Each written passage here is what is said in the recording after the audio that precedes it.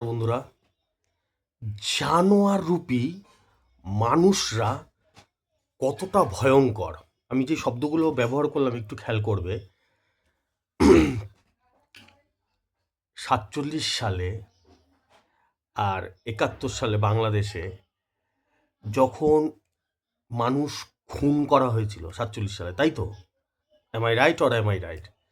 খুন করা হয়েছিল, অত্যাচার করা হয়েছিল, রেপ করা হয়েছিল। 47 সালেও হয়েছিল, 71 সালেও হয়েছিল। আমি এই দুটো উদাহরণ দিচ্ছি, আরও হয়েছে অনেক। তোমরা শুনলে অবাক হয়ে যাবে বন্ধুরা। সেটা যারা করেছিল তারা কোনো বাইরে থেকে আসেনি, মানে যারা যারা করেছিল এসব ক্রাইম তারা কোনো বাইরে থেকে আসেনি, যে জার্মান থেকে এসছে, অস্ট্রেলিয়া থেকে এসছে না।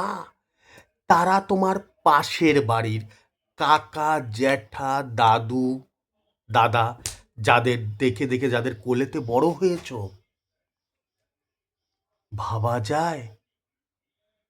ভাবা যায়?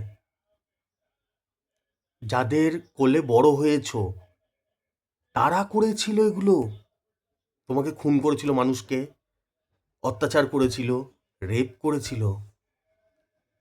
এটা আমার মন গড়ন কথা না, ইতিহাস তাই বলে, স্ট্যাট তাই বলে। আর আরেকটা কথা বলে রাখছি বন্ধুরা, এরম ভেবে লাভ নেই যে এখন সেই মানুষগুলো নেই, এখনো আছে।